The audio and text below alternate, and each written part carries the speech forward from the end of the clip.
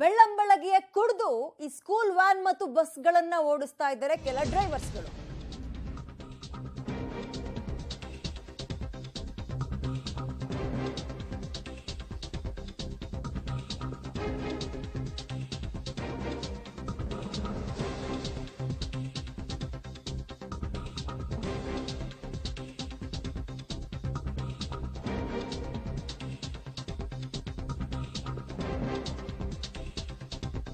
ನಿಜಕ್ಕೂ good job ಇದು ನೋಡಿ.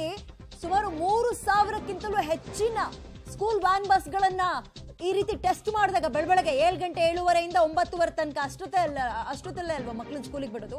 ಟೆಸ್ಟ್ ಮಾಡಿದಾಗ ಸುಮಾರು 16 ಜನ ಕುಡಿದು ಬೆಳಬೆಳಗ್ಗೆ, ಅದು ರಾತ್ರಿ ಅಲ್ಲ ಬೆಳಗ್ಗೆ 16 ಜನ ಡ್ರೈವರ್ಗಳು ಕುಡಿದು ವೆಹಿಕಲ್ ನ ಮೂವ್ ಮಾಡ್ತಾ ಇದ್ದಾರೆ. ಅದು ಸ್ಕೂಲ್ ವ್ಯಾನ್ ಆಗಿರ್ಬೋದು, ಸ್ಕೂಲ್ ಬಸ್ ಆಗಿರ್ಬೋದು.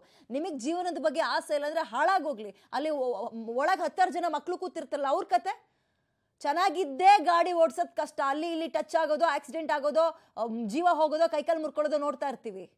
9:30ವರೆಗೆ ಎಲ್ಲ ಶಾನ್ ವಾಹನಗಳ ಚಾಲಕರನ್ನೇ ಡ್ರಿಂಕ್ ಆ್ಯಂಡ್ ಡ್ರೈವ್ ಟೆಸ್ಟ್ ಮಾಡಿದ್ದೀವಿ. ಇದರಲ್ಲಿ ನಾವು ಸುಮಾರು 3,414 ವಾಹನಗಳನ್ನು ತಪಾಸಣೆ ಮಾಡಿದ್ದೀವಿ. ತಪಾಸಣೆ ವೇಳೆಯಲ್ಲಿ 16 ಮಂದಿಯವರು ಬೆಳಗ್ಗೆನೇ ಪಾನಮತ್ತರಾಗಿರೋದು ಕಂಡು ಬಂದಿದೆ. ಇಂಥವ್ರ ವಿರುದ್ಧ ಕೇವಲ ಟ್ರಾಫಿಕ್ ವೈಲೇಷನ್ ಅಲ್ಲ, ಕ್ರಿಮಿನಲ್ ಮೊಕದ್ದಮೆ ದಾಖಲೆ ಮಾಡಿದ್ದೀವಿ. ಅವರ DL ಅನ್ನು ಸಸ್ಪೆನ್ಷನ್ಗೆ ಕಳಿಸಿದ್ದೀವಿ. ಮತ್ತು ಈ ರೀತಿ ಮಾಡೋದು ಬಹಳ ಗಂಭೀರವಾಗಿ ಪರಿಗಣಿಸಿ ಮುಂದಿನ ದಿನಗಳು ಈ ರೀತಿಯಲ್ಲಿ ಕಾರ್ಯಾಚರಣೆಯನ್ನು ಮಾಡ್ತೀವಿ. ಈಗ ಇದಾದಮೇಲೆ ಯಾವ ಸ್ಕೂಲ್ಗೆ ಇದು ಮಾಡ್ತಾಯಿದ್ರು ಅವ್ರಿಗೆ ಪ್ರತಿಯೊಬ್ಬರಿಗೂ ನೋಟಿಸ್ ಕೊಟ್ಟು ಅವ್ರ ಎಕ್ಸ್ಪ್ಲನೇಷನ್ ಕೇಳ್ತಾ ಇದ್ದೀವಿ. ತದನಂತರ ಯಾವಾಗ ಹೈರ್ ಆಗಿದ್ದ, ಏನು ಮಾನ್ಯ ಸರ್ವೋಚ್ಚ ನ್ಯಾಯಾಲಯದ ಗೈಡ್ಲೈನ್ಸ್ ಪಾಲನೆ ಆಗಿದೆ ಇಲ್ವೋ ಅದನ್ನು ಕೂಡ ತನಿಖೆಯಲ್ಲಿ ತರ್ತೀವಿ. ಸೊ ಡೀಟೇಲ್ಸ್ ನಮ್ಮ ಪ್ರತಿನಿಧಿ ನರಸಿಂಹಮೂರ್ತಿ ನೀಡ್ತಾರೆ. ನರಸಿಂಹಮೂರ್ತಿ, ಸುದ್ದಿ ನೋಡಿದ್ಮೇಲೆ ಪೋಷಕರು ಈ ಸ್ಕೂಲ್ ವ್ಯಾನ್ಗಳನ್ನು ನಂಬೋದನ್ನೇ ಬಿಟ್ಬಿಡ್ತಾರೆ. ನಿಜಕ್ಕೂ ಇಂತಹ ಪ್ರಕರಣ ಬಂದ ಮೇಲೆ ಮುಲಾಜಿಲ್ದೆ ಲೈಸೆನ್ಸ್ ಕಿತ್ಕೊಂಡು ಕೆಲಸ ಕಿತ್ಕೊಂಡು ಮನೆ ಕಳಿಸ್ಬೇಕು. ಎಷ್ಟು ಜನ ಸಿಗಾಕೊಂಡಿದ್ದಾರೆ, ಯಾವ್ಯಾವ ಸ್ಕೂಲ್ ಅಂತ ಏನಾದ್ರು ಡೀಟೇಲ್ಸ್ ಗೊತ್ತಾಗಿದೆಯಾ? ಏನಿದೆ ಹೆಚ್ಚಿನ ಮಾಹಿತಿ ಇದಕ್ಕೆ? ವಿದ್ಯಾ, ನಿಜಕ್ಕೂ ಯಾವ್ಯಾವ ಪೋಷಕರು ತಮ್ಮ ಮಕ್ಕಳನ್ನ ಶಾಲಾ ಬಸ್ಗೆ ಹಾಕಿರ್ತಾರೋ, ನನ್ನ ಮಕ್ಕಳು ನನ್ನ ಮಗು ಆರಾಮಾಗಿ ಶಾಲಾ ಬಸ್ನಲ್ಲಿ ಶಾಲೆಗೆ ಹೋಗಿ ಮನೆಗೆ ಬರ್ತಾಳೆ ಅಂತೇಳಿ ನೆಮ್ಮದಿಯಾಗಿ ಕಾಲವನ್ನು ಕಳೀತಿದ್ದಾರೋ ಅಂಥ ಪೋಷಕರು ನಿಜಕ್ಕೂ ಕಟ್ಟೆಚ್ಚರವನ್ನು, ಒಂದು ಎಚ್ಚರಿಕೆಯ ನಡೆಯನ್ನು ಇಡಬೇಕಾದಂತಹ ಸ್ಟೋರಿ ಇದು.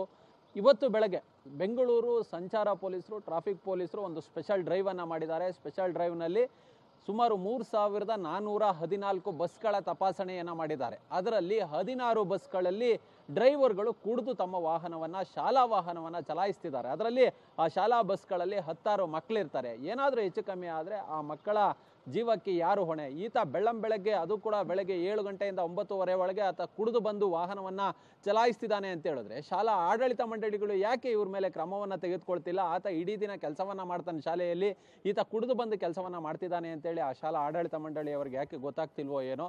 ಆದರೆ 16 ಚಾಲಕರನ್ನು ಇದೀಗ ಅವ್ರ ಮೇಲೆ ಕ್ರಿಮಿನಲ್ ಪ್ರಕರಣವನ್ನು ದಾಖಲು ಮಾಡುವ ಕೆಲಸವನ್ನು ಇದೀಗ ಸಂಚಾರ ಪೊಲೀಸರು ಮಾಡಿದ್ದಾರೆ. ಮತ್ತು ಅವರ DL ಏನಿದೆ ಅದನ್ನು ಸಸ್ಪೆನ್ಷನ್ ಮಾಡೋದಕ್ಕೆ RTOಗೂ ಕೂಡ ಕಳಿಸುವ ಕೆಲಸವನ್ನು ಮಾಡ್ತಿದ್ದಾರೆ. ಇವತ್ತು ಬೆಳ್ಳಂದೂರು, ಹಾಗೆ ಮಾರತಳ್ಳಿ ಮಾರ್ಕೆಟು, ರಾಜಾಜಿನಗರ ಈ ಸಂಚಾರ ಪೊಲೀಸ್ ಠಾಣೆಗಳಲ್ಲಿ ಈ ಬಗ್ಗೆ ಪ್ರಕರಣಗಳು ದಾಖಲಾಗಿದ್ದಾವೆ. ಈ ಶಾಲೆಗಳಲ್ಲಿ ಸುಮಾರು 16 ಡ್ರೈವರ್ಗಳು ಈ ರೀತಿಯಾಗಿ ಕುಡಿದು ವಾಹನವನ್ನು ಚಲಾಯಿಸ್ತಿದ್ರು. ಇದೀಗ ಶಾಲಾ ಆಡಳಿತ ಮಂಡಳಿಯಿಂದಲೂ ಕೂಡ ಈ ಬಗ್ಗೆ ವರದಿ ಕೇಳುವ ಕೆಲಸವನ್ನ ಟ್ರಾಫಿಕ್ ಪೊಲೀಸರು ಮಾಡಿದ್ದಾರೆ.